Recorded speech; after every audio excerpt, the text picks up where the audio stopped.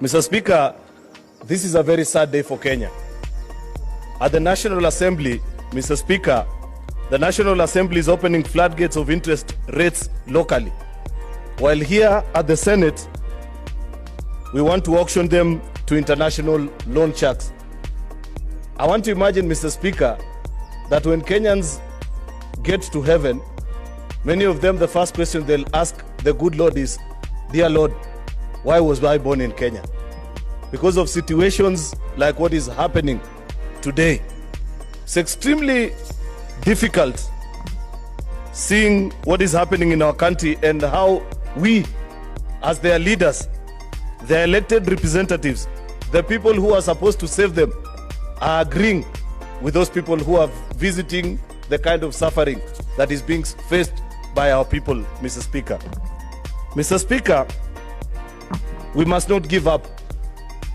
Those of us who hold the view that at all times, despite enormous pressure and temptation, must always do right, we must hold our fort this afternoon. I want to urge my colleagues to follow through the 7 points that I want to lay before this House this afternoon, Mr. Speaker, on why no senator should support these regulations in their present form. Number one, Mr. Speaker, is the issue of the level of debt. And various information has been put forth before this House on what is our level of debt as a country, Mr. Speaker. That we are told that as it is today, the figures that were presented before our committee, Mr. Speaker, is that as at 31st of June or 30th of June 2019, we were at 5.8 trillion, Mr. Speaker. But the truth of the matter, when we requested that we be issued with a debt register, many of us that calculated and tallied the list of loans that were presented before our committees, Senator Faria was seated next to me. And she's the one who did the tally with me on her calculator. Those loans were totaling more than 7.5 trillion Kenya shillings, Mr. Speaker. Therefore, it is not true in the first instance that we are at 5.8.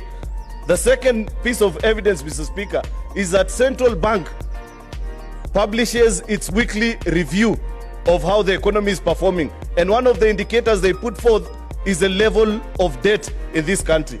This is their report for this week, Mr. Speaker.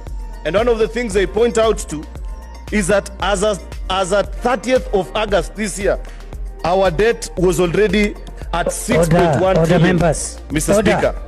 Order, members. Order. Mr. Speaker, on the issue of county borrowing, because we are being enticed and being told that one of the avenues or the room that is being opened in terms of this borrowing is so that our counties can borrow. But the truth of the matter is that for the last 6 years, since the advent of devolution, Mr. Speaker, in this country, national government has guaranteed 0 shillings in terms of debt to our county government. So if they haven't done it in the last 6 years, when we still had the headroom in terms of borrowing, why do you want to believe, Mr. Speaker, that at this particular time they will do it?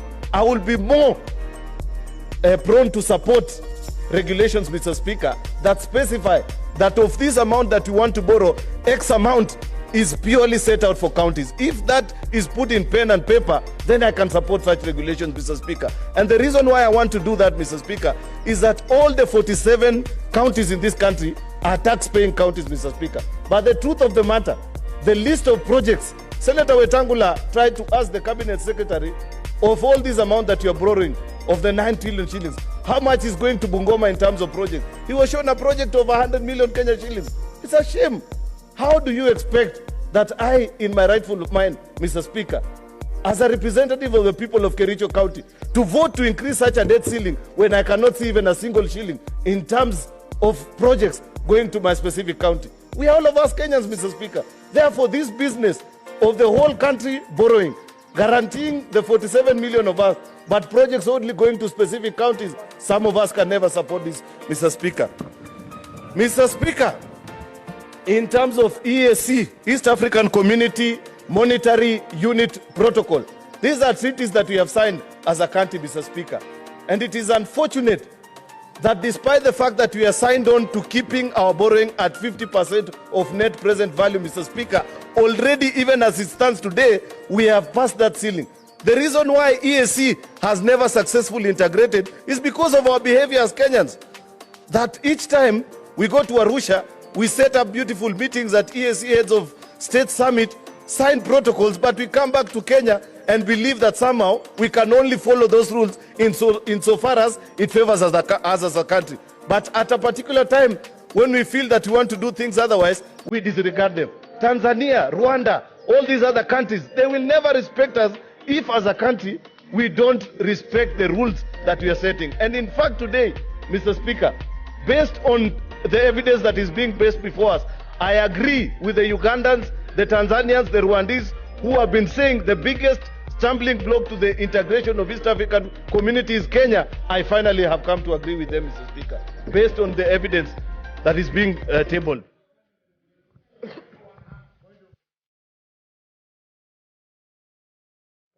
What is it, Senator Pareno? You are on a point of order? It's a point of information. Just giving information to Senator Cheruiyot. Senator Aaron Cheruiyot, would you like to be... Okay, proceed, Yes. Senator Pareno. As far as Kenyan standing in the EAC region is concerned, I think as Kenya we've been regarded as the big brother that does very well. As we speak now, the Committee on National Cohesion and Integration was actually lauding Kenya for having been the one that has now made almost 90% of its payments, when there are countries that have not even made a single cent. So that is the information I wanted to give my brother. Very well. Mr. Speaker, you know very well that in matters to do with law, you either comply fully or you don't comply. You cannot appear before a judge and argue that because I have followed all the other 9 laws, on this one, permit me to break this particular law. If Kenya is serious, and if indeed we are the big brother, as you say, Senator Judy Pereno, then it is incumbent upon us to respect each and every EAC treaty that we have entered into and signed as a country. This is one serious one. If we violate it, we shall be sending a very bad signal. Finally, Mr. Speaker, on this very important issue about debt restructuring, because it's one of the high points that the minister keeps on hitting in the medias, and I have seen the same being repeated on the floor of this House, Mr. Speaker, that we are using this particular debt to retire commercial loans so that we can borrow, we can use concessional loans. As a committee, we requested the minister to present us with evidence of any institution that is willing to do that. Because as we know, Mr. Speaker, and you know, Mr. Speaker, this is a problem with Kenyans. Even sometimes when a Kenyan priest finds himself in a mosque, he still wants to pretend as if he's an authority in matters to do with that particular religion. People who do not understand economics want to lecture us on things they know little about. There is no multinational, multilateral lending institution that will do the kind of thing that this minister is proposing and telling us as a country want to do. They are in business just like any other institution. Therefore, to be lied to, Mr. Speaker, or to be misled, Mr. Speaker, you know, I saw you taking your cup, and I knew after you put it down, Mr. Speaker, to be misled the way we are being misled is not proper. And therefore, I put it to my colleagues that multilateral lenders... Senator Kangata. Senator Kangata, I had given you a chance to contribute. You were not here. Now you are here and causing havoc. Proceed, Senator. Mr. Speaker, the point that I was making is that multilateral lenders do not undertake debt restructuring. Rather, what they do is that they fund specific projects like SGR, a particular road, a particular factory. That is the kind of business that they are in.